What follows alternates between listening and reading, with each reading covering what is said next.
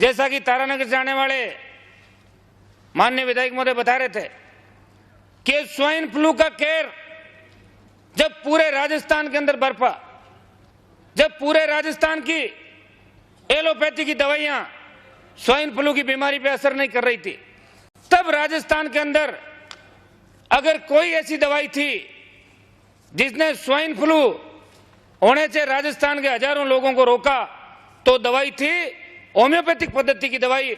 और उस दवाई की बदौलत आज बहुत ही जबरदस्त तरीके जो स्वाइन फ्लू का कहर राजस्थान के अंदर बरपा।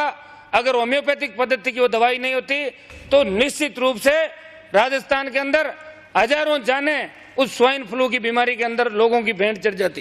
सभापति महोदय, होम्योपैथिक चिकित्सा पद्धति आज विश्व के अंदर सबसे बड़ी दूसरे नंबर की पद्धति है। होम्योपैथिक चिकित्सा पद्धति द्वारा सबसे सस्ता और सुलभ इलाज गरीब से गरीब व्यक्ति को भी इस चिकित्सा पद्धति द्वारा मिल जाता है। सभापति महोदय, मैं चिकित्सा पद्धति के पूर्णतया प्राकृतिक नियमों पर आधारित है। इसका सिद्धांत प्रकृति के नियम, जहर ही जहर की दवाएं, इस पर आधारित है। सभापति महोदय, इस चिकित्सा पद्धति में रोग का नामानुसार इलाज नहीं करके रोगी के शारीरिक एवं मानसिक लक्षणों, शरीर की बनावट तथा प्रकृति के गुण अवगुण का आधार किया जाता है। लगभग 200 वर्षों में जितनी ख्याति इस पद्धति ने अर्जित की, उतनी राज्य स्तर पर इसकी उपेक्षा हुई, जिसका उदाहरण राज्य सरकार का एक भी मेडिकल कॉलेज अब तक भी स्थापित नहीं है, जबकि पड़ोसी राज्य उत्तर प्रदेश के अंदर 13 सरकारी मेडिकल कॉलेज संचालित है। एक सरकारी वेबसाइट के आंकड़ों के अनुसार Rajasthan health service medical officer bulletin family and welfare department Bharat सरकार 8 मार्च 2008 के अनुसार 55% रोगी अंग्रेजी दवा लेते हैं, जबकि 30% रोगी होम्योपैथिक दवा, 14% आयुर्वेदिक एवं 1% योगी यूनानी पद्धति से इलाज करवाते हैं।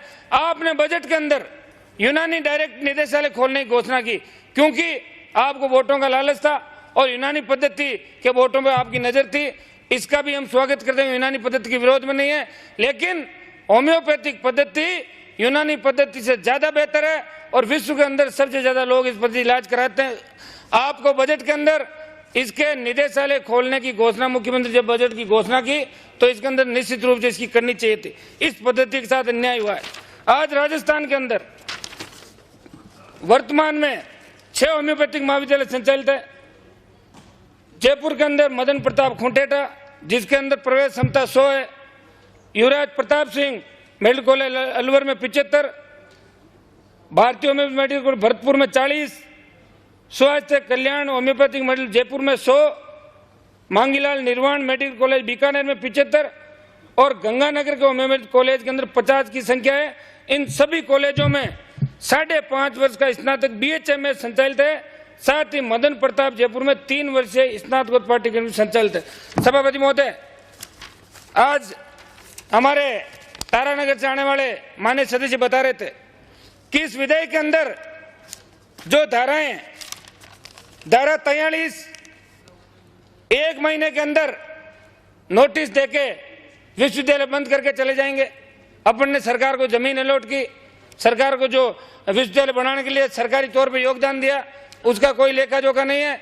1 महीने का नोटिस, विश्वविद्यालय का ताला देके विश्वविद्यालय बंद करके चले जाओ। दूसरी धारा 33, जिसके अंदर आज गरीब से गरीब व्यक्ति भी अच्छी शिक्षा लेने के लालच है, और आज होम्योपैथिक पद्धति भी मेडिकल एलोपैथिक पद्धति के बराबर होम्योपैथिक के डॉक्टरों का मान और सम्मान गांव के अंदर होता है, क्योंकि इस पद्धति से गरीब व्यक्ति भी, अति पिछड़ा व्यक्ति भी इलाज कर सकता है। तो सभापति महोदय, सेक्शन 33 के अंदर फीस बढ़ाने के जो प्रावधान किए हैं, इनके अंदर कुछ भी नहीं बताया कितनी फीस बढ़ा सकते हैं, कितनी फीस लेंगे, मन मर्जी से चाहे जो फीस बढ़ा सकते हैं। इसलिए सेक्शन 33 का मैं विरोध करता हूं। इसे खुले हिसाब से इस पर चर्चा होनी चाहिए। सेक्शन 12, इसके अंदर सरकार का प्रतिनिधित्व है, क्या होम्योपैथिक विश्वविद्यालय के अंदर रहेगा, इसका भी वर्णन नहीं किया गया। सभापति महोदय, मैं आपसे निवेदन करूंगा कि इस होम्योपैथिक विश्वविद्यालय के अंदर जो संचालक मंडल और प्रबंध मंडल में प्रेसिडेंट का जो पद किया है, इस प्रेसिडेंट नाम के अंदर एक बहुत बड़ी बू आती है। इसलिए प्रेसिडेंट के पद का नाम बार चेंज करके इसका प्रेसिडेंट के अलावा कोई नाम इसके अंदर होना चाहिए। होम्योपैथिक निदेशालय की घोषणा करनी चाहिए। मैं आप सभापति महोदय, आज राजस्थान के अंदर 1965 से राज्य में प्रथम मेडिकल कॉलेज इस कॉलेज द्वारा भारत में प्रथम बार एमडी की शुरुआत जयपुर के अंदर की गई थी। आज होम्योपैथी विश्वविद्यालय जयपुर के अंदर बन रहा है। बहुत बड़े गौरव की बात है कि भारत का पहला और मेरे साथ विश्व का पहला होम्योपैथिक विश्वविद्यालय होगा। लेकिन ये सोच आपकी नहीं है, सोच पूर्ववर्ती सरकार की है। आप तो सिर्फ इस कानून को पास आनंद फानंद में करवा के एक जनता के अंदर ये संदेश देना चाहते हो कि हम होम्योपैथिक विश्वविद्यालय हमने हमारे शासन के अंदर खोला। आज राजस्थान के अंदर होम्योपैथी के हजारों लोग BHMS की डिग्रियां करके राजस्थान के गांव-गांव के अंदर बेरोजगार घूम रहे हैं। लेकिन आज तक मात्र इस डिपार्टमेंट के अंदर 184 लोगों को डॉक्टर बनाया गया।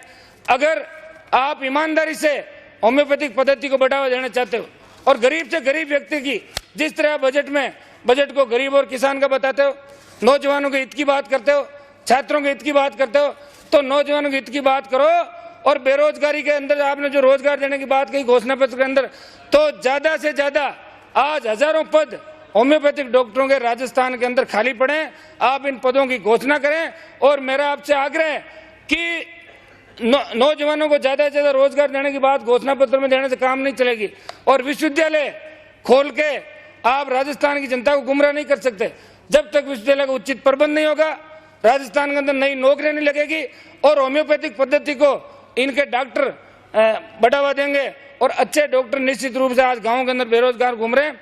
मेरा आपसे आग्रह है कि आप विश्वविद्यालय इस विधेयक को पारित होने से पहले राजस्थान के अंदर होम्योपैथिक डॉक्टरों के कितने पद सृजित करेंगे, कितने होम्योपैथिक डॉक्टरों की नई भर्ती करेंगे, इस मामले में आपको राजस्थान की जनता को सदन के अंदर घोषणा करनी चाहिए मंत्री जी कि कितने पद लेंगे।